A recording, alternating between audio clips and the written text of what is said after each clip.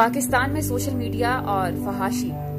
ہمارے ملک کے نوجوانوں میں نشہ کی لعنت، بے روی کا شکار ہونا، انٹرنیٹ اور دیگر عریانی فحاشی کے ذرائع تک آسانی سے رسائی کی وجہ سے خواتین اور بچیوں کے ساتھ بد اخلاقی کے واقعات میں اضافہ ہونے لگا ہے۔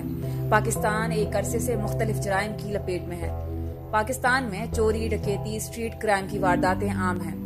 ان وارداتوں کے ساتھ ایک شرمناک معاشرتی المیہ یہ ہے کہ ملک میں خواتین اور لڑکیوں سے جنسی جرائم کے واقعات بھی رونما ہو رہے ہیں۔ سوشل میڈیا، انٹرنیٹ، موبائل کے غلط استعمال اور دیگر عریانی و فحاشی کے علاوہ بڑھتی بے روی کا معاشرتی بگاڑ کی راہیں ہموار کرنے میں کلیدی کردار ہے۔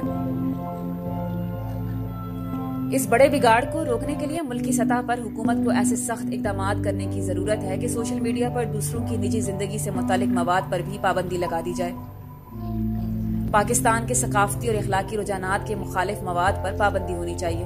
سوشل میڈیا کے منفی استعمال اور اثرات سے بچنے کے لیے نوجوانوں، بچوں کی ذہنی نشوونما اور اخلاقیات تباہ کرنے سے متعلق مواد پر کڑی پابندی ہونی چاہیے۔